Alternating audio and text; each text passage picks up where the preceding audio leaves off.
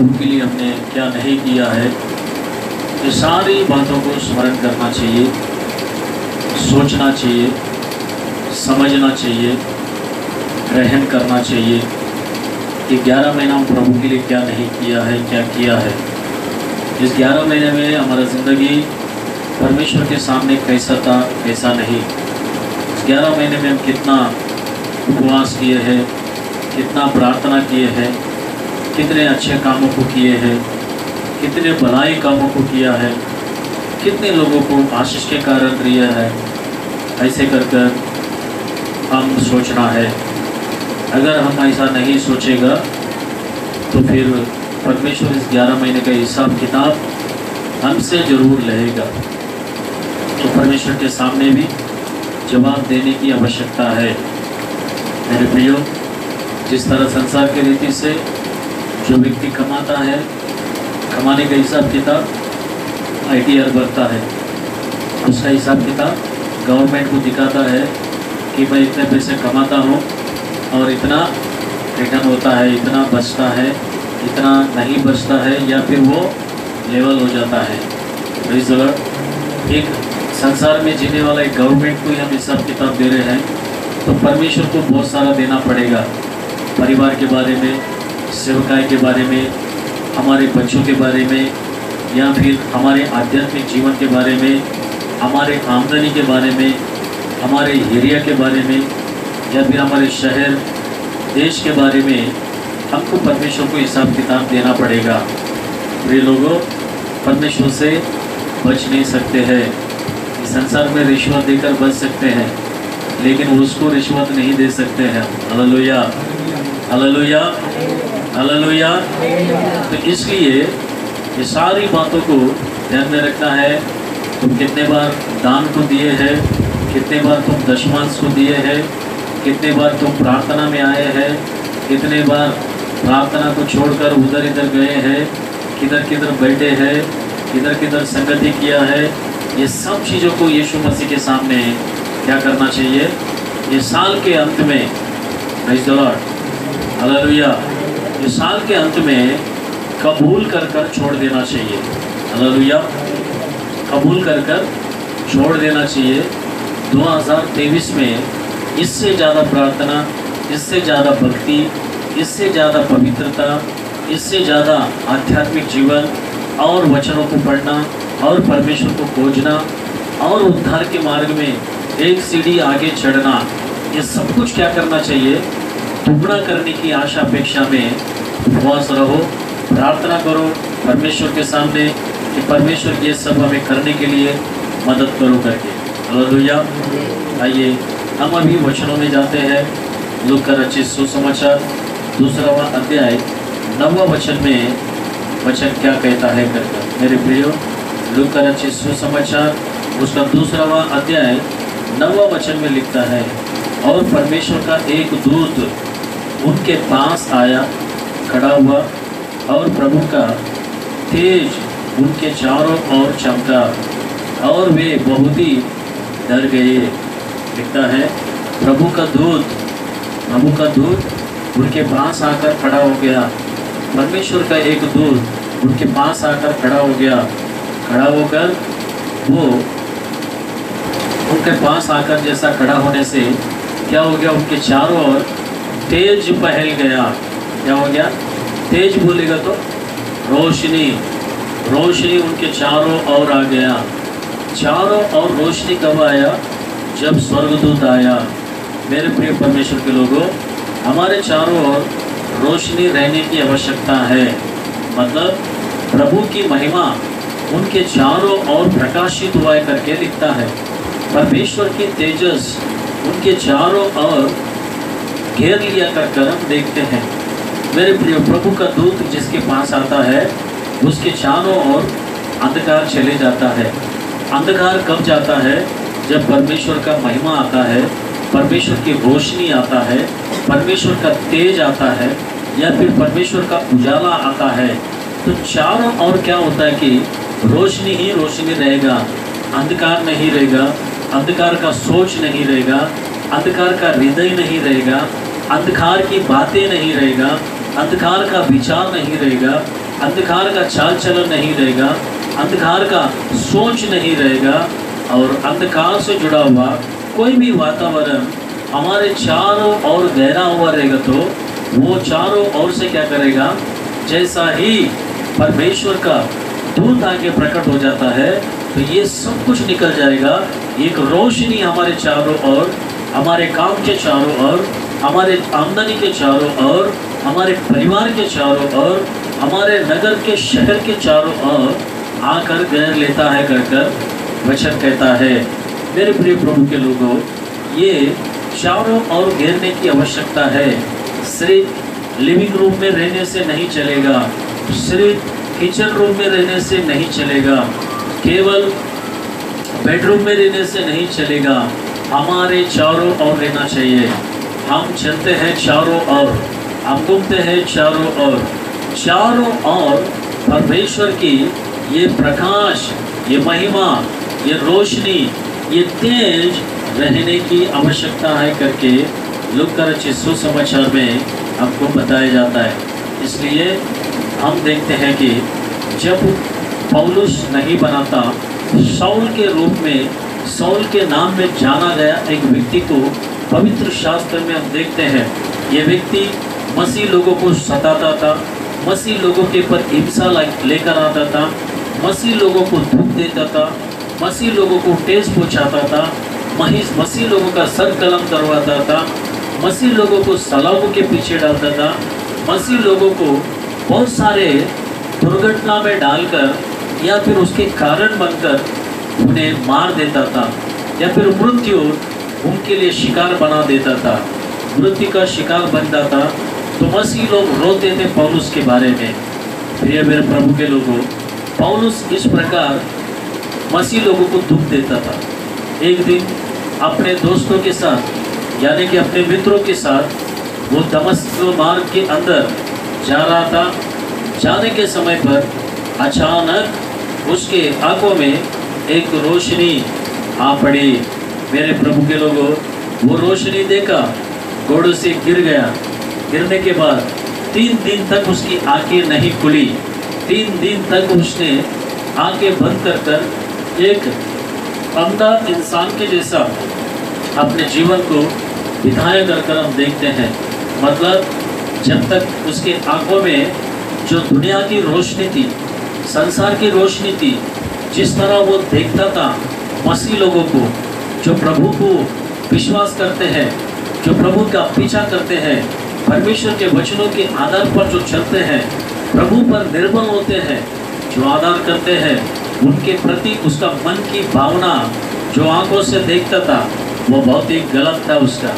इसलिए उसकी संसार की आंखों की रोशनी क्या कर दिया, प्रभु ने अपनी रोशनी देकर उसे निकाल दिया।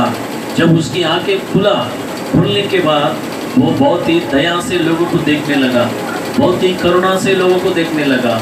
ये मसीह लोग हैं कर उनको देखकर पहचानने लगा।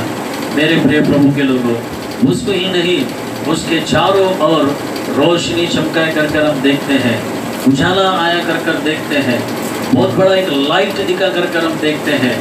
मेरे प्रिय प्रभु के लोगों, आज हमारे चारों ओर क्या होना चाहिए, रोशनी होना चाहिए, अंधकार नहीं होना चाहिए। हमारे चारों ओर दुनिया नहीं होना चाहिए, हमारे चारों ओर संसार नहीं होना चाहिए, हमारे चारों ओर दुनिया की अभिलाषा नहीं होना चाहिए, हमारे चारों ओर मेरे प्रियो दुनिया की इच्छा नहीं होना चाहिए। जब इच्छा संसार की बातें सोच विचार रहेगा, वही मुँह से निकलने लगेगा, वही वोटों से बातें करेंगे। हृदय में हमारे चारों ओर प्रभु यीशु मसीह नहीं रहेगा। इसलिए संगीतकार कहता है कि प्रभु मेरे दाएं और भी तू है, मेरे बाएं और भी तू है, मेरे आगे भी तू है, मेरे पीछे भी तू है प्रभु कर संगीतकार कहता है। ये रोशनी क्या होना चाहिए, हमारे चारों ओर रहना चाहिए। तभी हम इस संसार में अधर्मियों के बीच में, दुष्टों के बीच में, या फिर पापियों के बीच में, जो शैतान के जो कामों को करते हैं, चतुराई करते हैं, चाल भी जाते हैं, उनके बीच में हम सुरक्षित संभाल कर रह सकते हैं। Hallelujah, hallelujah.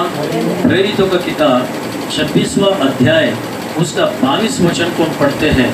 प्रेरितों का किताब उसका 26वां अध्याय 22 वचन में लिखता है मेरे प्रियो, 22 वचन में लिखता है, इस प्रकार लिखता है 22 वचन, परंतु परमेश्वर की सहायता से मैं आज तक बना हूँ, परंतु परमेश्वर की सहायता से मैं आज तक बना हूँ और छोटे बड़े सभी के सामने गवाही देता हूँ और उन बातों को छोड़ कुछ नहीं कहता जो भविष्यद्वक्ता हो और मूसा ने भी कहा कि होने वाली है। Hallelujah, hallelujah. मेरे प्रिय 26वां अध्याय 22 वचन में इस प्रकार लिख रहा है, क्या लिखता है? परमेश्वर की सहायता से मैं आज तक बना हूँ, जो भी कुछ बना हूँ परमेश्वर की सहायता से बना हूँ, ऐसा बोलता है पौलुस। लेकिन आज बहुत सारे लोग बोलते हैं कि मैं अपने बलबूते से खड़ा हूँ, मैं अपने बलबूते से हूँ, मैं अपने ज्ञान से हूँ, मैं अपने बुद्धि से हूँ, मैं अपने पढ़ाई से हूँ, मैं अपने संपत्ति से हूँ, मैं अपने दोस्तों से हूँ। कुछ लोग कहते हैं कि मैं अपनी की पत्नी से मैं बहुत आगे बढ़ा हूँ। एक पुरुष आगे बढ़ने के लिए कौन होता है बोलता है? हाँ, हालेलुया। पत्नी होता है, स्त्री होता है क्या? स्त्री ने होता है, स्त्री ने होता है। मेरे प्रियो, यहाँ पर बोलता है कि परमेश्वर होता है उस व्यक्ति के पीछे। Hallelujah, hallelujah. ये सारा घमंड परमेश्वर तोड़ देता है। मैं नहीं रहेगा तो कुछ नहीं कर सकेगा, मैं नहीं रहेगा तो तुम लोग कुछ भी नहीं है, ऐसा करके बहुत सारे लोग कहते हैं। इनका घमंड परमेश्वर क्या करेगा? तोड़ देगा। पौलुस के अंदर का घमंड को प्रभु ने तोड़ दिया। कहता है कि बड़े सभी के सामने गवाही देता हूँ और उन बातों को छोड़ कुछ नहीं कहा था जो भविष्यद्वक्ता हो और मूसा ने भी कहा कि होने वाली है। ये सब कुछ होने वाला है करके पहले से ही जानता था। मेरे प्रिय परमेश्वर के लोगों, आप देखिए मेरे प्रियो, ये प्रेरितों की किताब में ऐसा लिखता है कि देखो, प्रभु जब पुनरुत्थान हो गया था तो एक रोशनी वहाँ पर दिखा था। परमेश्वर मरकर जी उठा तब एक रोशनी वहाँ पर हम देखते हैं। हम भी अपने पापों के कारण मरकर अपने महिमा के शरीर के लिए उठना चाहिए।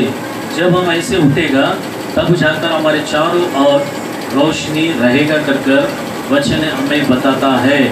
119वां भजन संहिता 105वां वचन को हम पढ़ते हैं। 119वां भजन संहिता 119वां भजन संहिता 105 वचन को पढ़ते हैं। 119वां भजन संहिता 105वां वचन को हम पढ़ते हैं कि वहाँ पर क्या लिखा है। हाँ, तेरे वचन मेरे पाँवों के लिए दीपक, मेरे मार्ग के लिए उजाला है। देखो, दीपक का रोशनी अलग है और उजाला का रोशनी अलग होता है। हालेलुया। घर का लाइट निकाल के गली में जलाएगा तो उतना रोशनी नहीं आएगा। गली का खंभे का रोशनी निकाल के लेके जाके और दूसरा जगह लगाएगा तो उतना रोशनी नहीं आएगा। यहाँ पर वचन कहता है, तुम्हारे पैरों के लिए मेरा वचन क्या है? मेरा वचन क्या है? हाँ, क्या है? दीपक है। Praise the Lord, hallelujah. Deepak करके नाम रख कर लेते हैं बहुत सारे लोग, लेकिन उनके अंदर से रोशनी नहीं होता है। Praise the Lord, hallelujah. Shanti करके नाम रख के रहता है, लेकिन उनके अंदर शांति नहीं रहता है। मेरे प्रियो, राजा करके नाम रख कर लेते हैं, सो उनके अंदर राजा का स्वभाव ही नहीं होता है। मेरे प्रिय प्रभु के लोगों, वचन जो होता है, जो नाम से, वो वचन के साथ अपने जीवन भी रहने की आवश्यकता है कर वचन कहता है। तेरे पैरों के लिए दीपक क्यों बोला बोलेगा तो ये पैरों से कहीं सारे जगह पर हम जाते हैं, चलते हैं, घूमते हैं, फिरते हैं, उठते हैं, बैठते हैं, तो उस जगह पर जब जाते समय पर ये वचन हमारे पैरों के लिए अगर दीप नहीं रहेगा तो ये पैरों से चलकर जाकर हम पाप कर सकते हैं, गिर सकते हैं, अंधकार में पड़ सकते हैं, या फिर अंधकार हमें कब्जा कर सकता है, अंधकार हमें आकर्षित कर सकता है। अगर पैरों के लिए हमारा प्रभु यीशु मसीह का वचन रहे तो हम जाने का हर रास्ता क्या दिखेगा? साफ दिखेगा, वो रास्ते में हमको रोशनी दिखेगा, वो रास्ते में गड्ढा जो है वो दिखेगा हमको, वो रास्ते में ऊंचा चढ़ाव नीचा वो हमको दिखने लगेगा, वो रास्ता अगर रफ है वो भी हमको दिखने लगेगा। तो ये वचन के माध्यम से ये रास्ता गलत है कर हम समझ सकते हैं। मेरे प्रियो, ये समझने के लिए परमेश्वर ने कहा कि तेरे वचन मेरे पाँवों के लिए दीपक है और मेरे मार्गों के लिए उजियाला है कर। मेरे प्रभु के लोगों, उजियाला कई सारे अंधकार की जगह को रोशनी लेकर आता है। Hallelujah, hallelujah. ये उजियाला प्रभु यीशु मसीह को दर्शाता है। ये वचन प्रभु यीशु मसीह को दर्शाता है। यूहन्ना का रचित सुसमाचार पहला वचन में लिखता है, आदि में वचन था, वचन परमेश्वर के पास था, वचन ही परमेश्वर था। ऐसे कर लिखता है। ये वचन ही क्या हो गया, क्या हो गया? ये वचन ही क्या हो गया? रोशनी होकर इस संसार में आया, सारे जगत को रोशनी दिया। मत्ती का रचित सुसमाचार 14 वचन में हम देखते हैं, यीशु मसीह योर्दान के नदी के किनारे पे खड़ा था, तो सारा गलीली के अंदर यानी कि मौत के छाया में, मृत्यु के छाया में बैठे हुए लोगों को बहुत बड़ा रोशनी आ गया कर लिखता है। Hallelujah, hallelujah. तो मेरे प्रिय प्रभु के लोगों, यहाँ पर हम देखा कि यीशु मसीह जन्म लेने का उस संदर्भ में एक स्वर्गदूत आया, उनके पास आकर खड़ा हो गया, तो उनके चारों ओर क्या हो गया? रोशनी फैल गया। क्या आज हमारे चारों ओर रोशनी है क्या? एक बार अपने आप में जांच कर देखो, फर्क कर देखो। 118वां अध्याय, भजन संहिता 118वां अध्याय, उसका 27 वचन को आप पढ़ते हैं।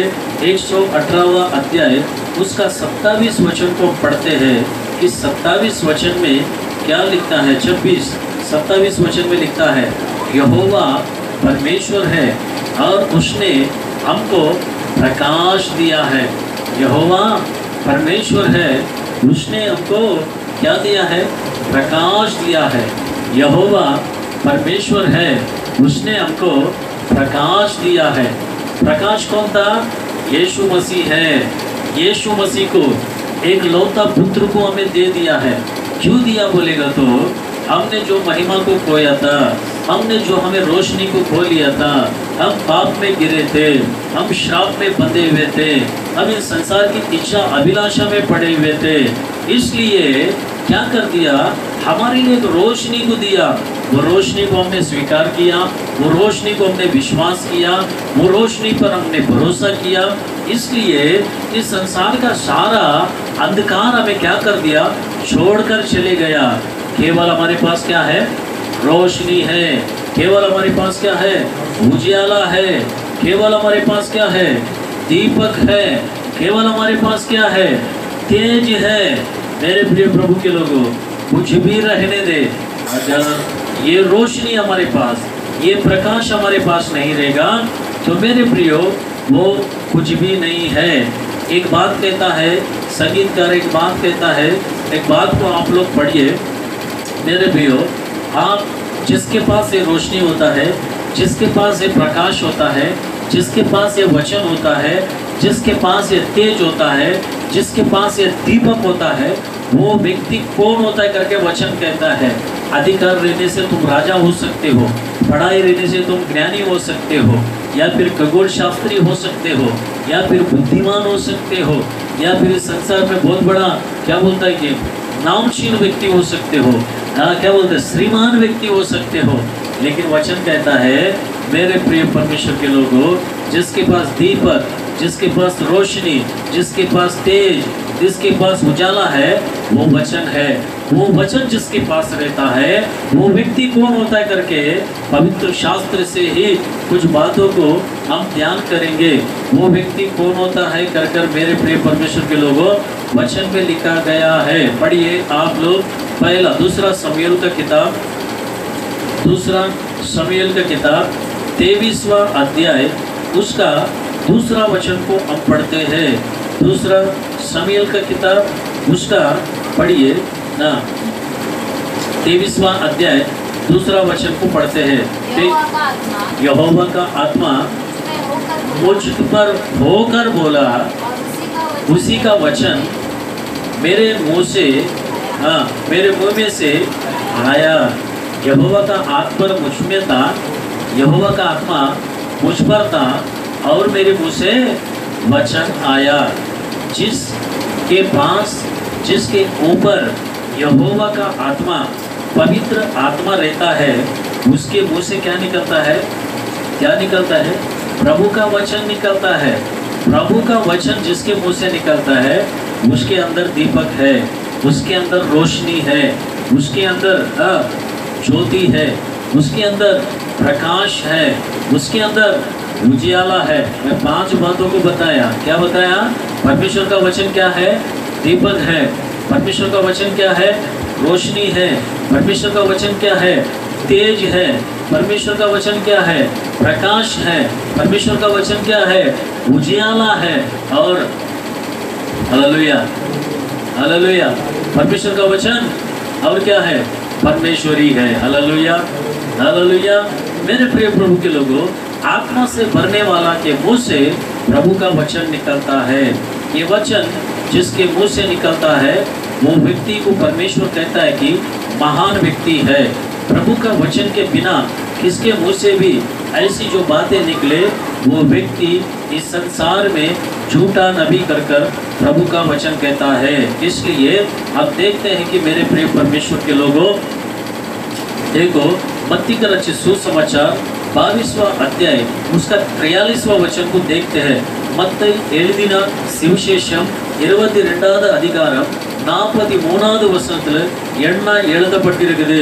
அது படிச்சு பிரபு அந்த கர்த்தரோட நாமத்தை மகிமைப்படுத்தலாம்। मत्ती का रचित सुसमाचार 22वां अध्याय 43वां वचन में लिखता है। मत्ती का रचित सुसमाचार 22-43 को पढ़ते हैं। पढ़िए। हाँ, उसने उनसे पूछा, दाऊद आत्मा में होकर उसे प्रभु क्यों कहता है? दाऊद आत्मा में होकर उसे प्रभु क्यों कहता है? हाँ, देखो, दाऊद आत्मा में होकर उसे प्रभु क्यों कहता है? क्या कहता है? Praise the Lord, hallelujah. उसने उनसे पूछा, तो दाऊद आत्मा में होकर उसे प्रभु क्यों कहता है? दाऊद आत्मा में होकर प्रभु करके क्यों कहता है? क्यों? आत्मा भी परमेश्वरी है ना?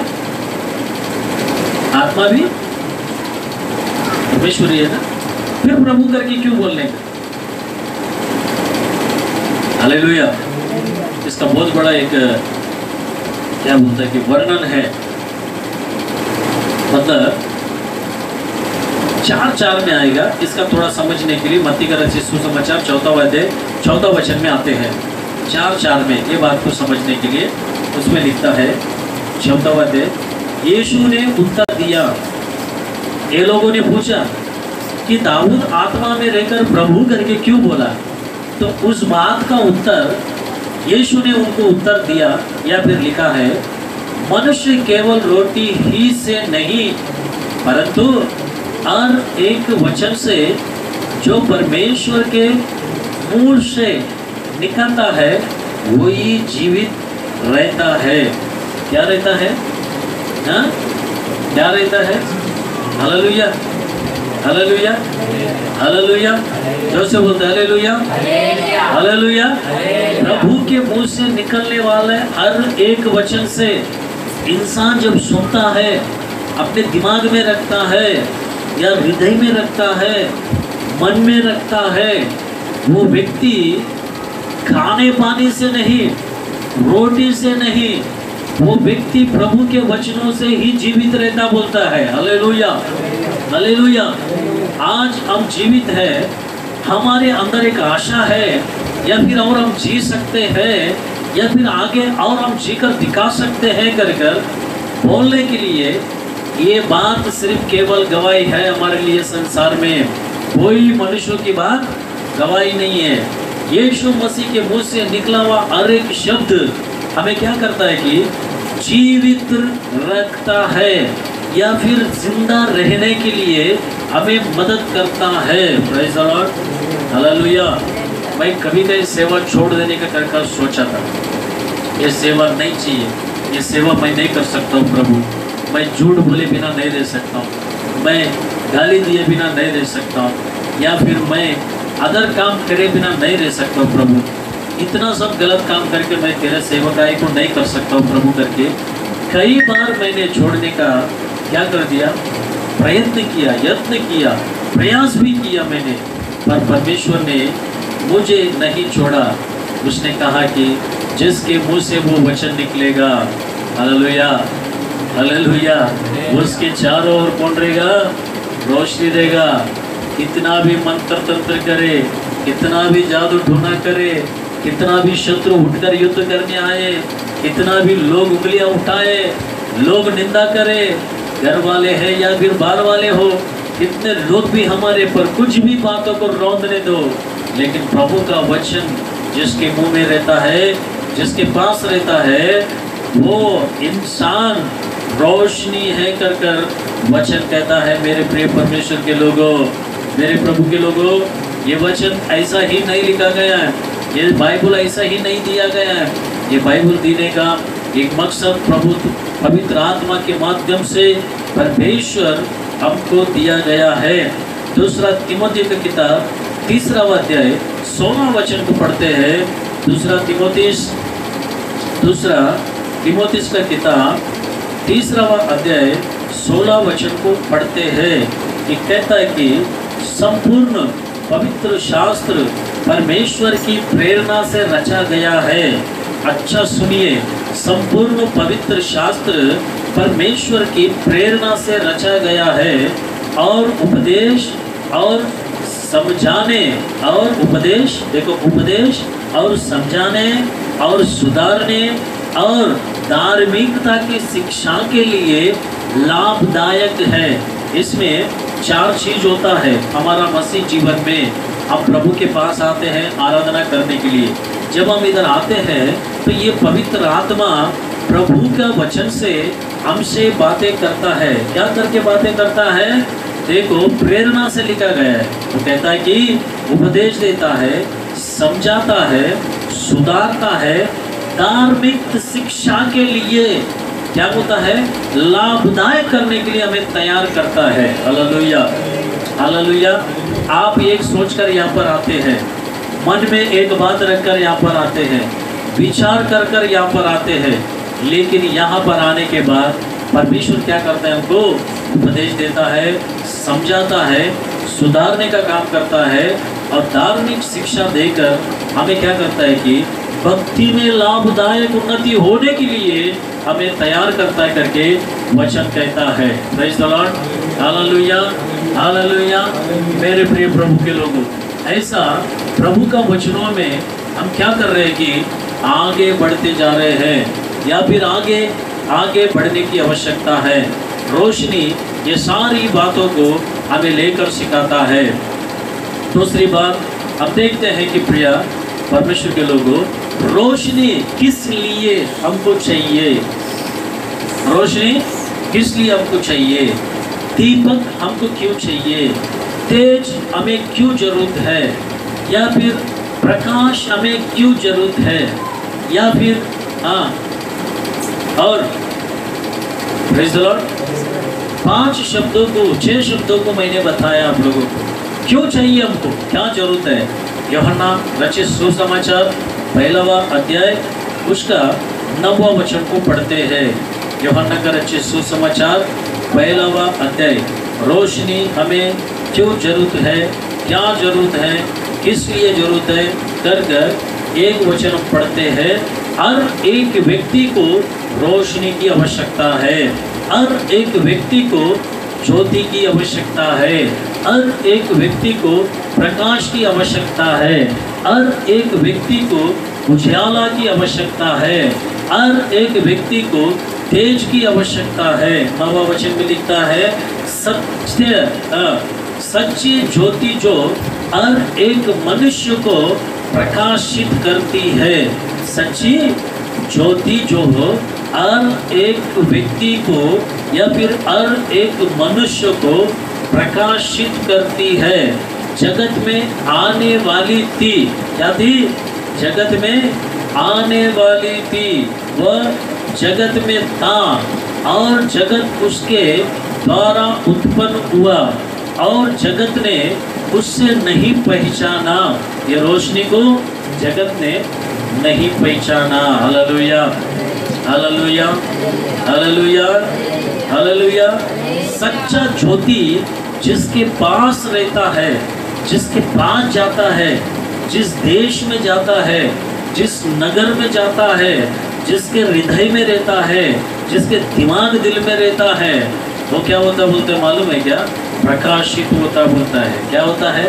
प्रकाशित होता है। कितने लोगों के बीच में भी रहो तुम्हें क्या करेगा? पहचान लेगा। कितने लोगों के बीच में भी रहो तुम क्या करेगा? पहचान लेगा। क्या करके पहचानेगा? Praise the Lord, hallelujah. तुम मसीह का बेटा हो, तुम मसीह का बेटी हो, तुम्हारे अंदर क्या है? वचन है।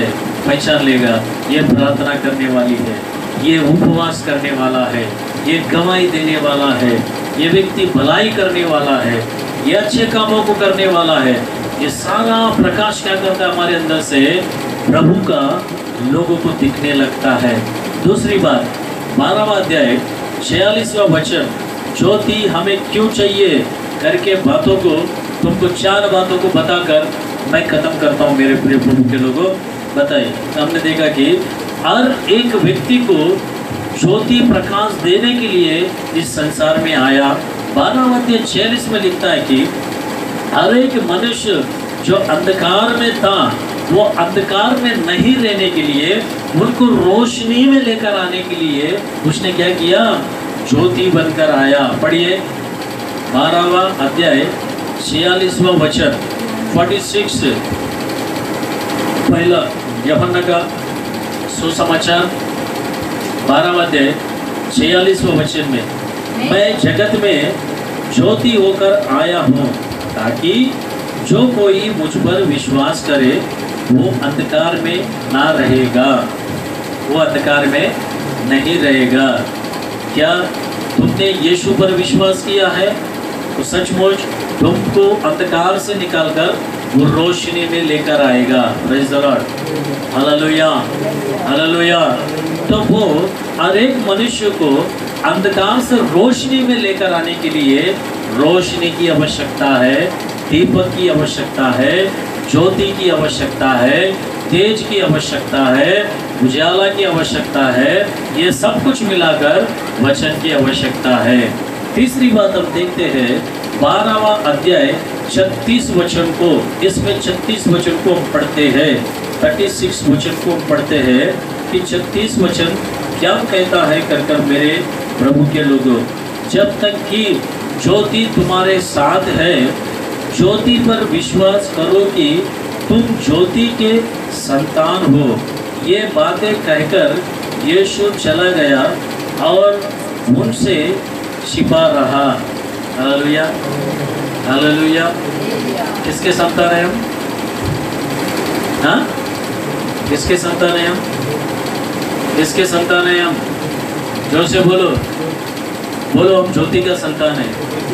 ज्योति जिसका नाम है उसका संतान नहीं है। ज्योति बोलेगा तो प्रभु यीशु है, रोशनी प्रभु यीशु है।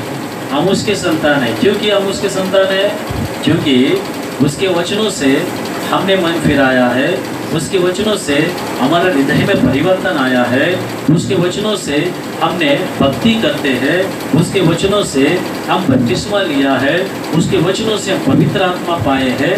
पवित्र आत्मा पाकर हम क्या कर रहे हैं कि उसके लहू से धोकर या फिर खरीदा गया है। इसलिए ये ज्योति का संतान है हम, अंधकार का संतान नहीं। अंधकार का संतान कौन है? जो मन नहीं फिराया है पिता पुत्र पवित्र आत्मा के नाम से, जो व्यक्ति बपतिस्मा नहीं लिया है। Hallelujah, hallelujah, hallelujah. मेरे प्रभु के लोगों, पिता पुत्र पवित्र आत्मा के नाम से जब हम बपतिस्मा लेते हैं तो हम ज्योति का संतान हो जाते हैं। चौथा पॉइंट को बोलकर मैं खत्म करता हूँ। भजन संहिता 43:3, 43वां अध्याय 3रा वचन में लिखता है। भजन संहिता निकालिए, भजन संहिता 43वां अध्याय उसका तीसरा वचन को पढ़ते हैं। तीसरा वचन में क्या लिखता है? अपने प्रकाश और अपनी सच्चाई को भेज, अपने प्रकाश और अपनी सच्चाई को भेज, वो मेरी अगुवाई करे, वे ही मुझको तेरे पवित्र पर्वत पर और तेरे निवास स्थान में पहुँचाए। पवित्र पर्वत सिय्योन के पर्वत पे हमको पहुँचाने वाला कौन है? प्रकाश है और सच्चाई है। सच्चाई ही प्रकाश है, प्रकाश ही सच्चाई है। इसलिए यीशु ने कहा, मैं मार्ग और सच्चाई जीवन हूँ कर कहा है मेरे प्रिय प्रभु के लोगों। ये अपने प्रकाश से बोलता है, दुनिया का प्रकाश नहीं, पैसों का प्रकाश नहीं, संपत्ति का प्रकाश नहीं, ये यीशु मसीह का प्रकाश है। क्या होना चाहिए? मेरी अगुवाई करो, वे ही मुझको तेरे पवित्र पर्वत पर, तेरे सिय्योन पर, तेरे स्वर्ग में मुझे लेके जा सकता है। क्या ये प्रकाश हमारे अंदर क्या है? क्या देखो, प्रकाश किसके अंदर नहीं रहता है, रोशनी किसके अंदर नहीं रहता है, तेज किसके अंदर नहीं रहता है। 4 बातों को, 5 बातों को ऐसे ही मैं बोलकर ख़त्म करता हूँ। किसके अंदर रोशनी नहीं होता है, किसके अंदर प्रकाश नहीं होता बोलेगा तो दुष्कार्यों को करने वालों के अंदर प्रकाश नहीं होता है, और बुरे काम करने वालों के अंदर प्रकाश नहीं होता है, और जिसकी आंखें जो खराब हो गई रहती है, बिगड़ गई रहती है, नज़रिया जो देखने का अलग तरीका होता है, संसार का होता है, उसके अंदर प्रकाश नहीं होती है। और अधर्मियों के तंबुओं के अंदर, अधर्मियों के तंबुओं के अंदर, दुष्ट लोगों के घर के अंदर प्रकाश नहीं होती है। और देखो, जो अपने भाई को मतलब अपने विश्वासी भाई को दोष देने वालों के अंदर भी प्रकाश नहीं होती है कर वचन में लिखा है। हालेलुया। लूका रचित सुसमाचार 2वां अध्याय 9वें वचन में लिखा हुआ अनुसार, जब स्वर्गदूत आकर वहाँ पर खड़ा हो गया तो क्या हुआ? उनके चारों ओर रोशनी आ गया कर वचन लिखा है। आज हमारे चारों ओर अंधकार नहीं, रोशनी होने की आवश्यकता है, रोशनी रहने की आवश्यकता है, प्रकाश होने की आवश्यकता है। एक विदेश के अंदर सबसे पहला इस बल्ब को रोशनी लेकर आने वाला आदमी का नाम क्या है मालूम है तुम लोगों को? हाँ, जोर से बोलो। हाँ, क्या जोर से बोलो बिंदास। Hallelujah, hallelujah. एडिसन करके नाम का व्यक्ति, उसने लेकर आया, उसने जहाँ जहाँ पर भी अंधकार था वहाँ पर उसने रोशनी लेकर आया। लेकिन यीशु मसीह ने सारे जगत के लिए रोशनी लेकर आया। Hallelujah, hallelujah. हम भी रोशनी बनाए, इसलिए यीशु मसीह ने कहा हमसे कि तुम जगत का रोशनी हो कर बोला है कि हम रोशनी बनकर हैं। क्या हम रोशनी बनकर जगत के लिए रहने के लिए आवश्यकता है आने वाले दिनों में। और हम ज़्यादातर करके प्रभु के वचनों को ध्यान करेंगे। कृपा करके आपसे विनती करता हूँ कि आप इतवार के दिन सही समय पर आओ, सही समय पर गीत गाओ, सही समय पर गवाही दो, सही समय पर प्रभु की आराधना करो। प्रभु आप सभी को आशीषित करे। आइए हम सब उठकर खड़ा हो जाए।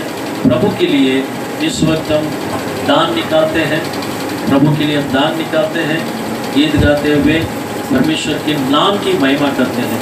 तेरी कृपा, तेरी दया, तेरा अनुग्रह मुझ पे हुआ।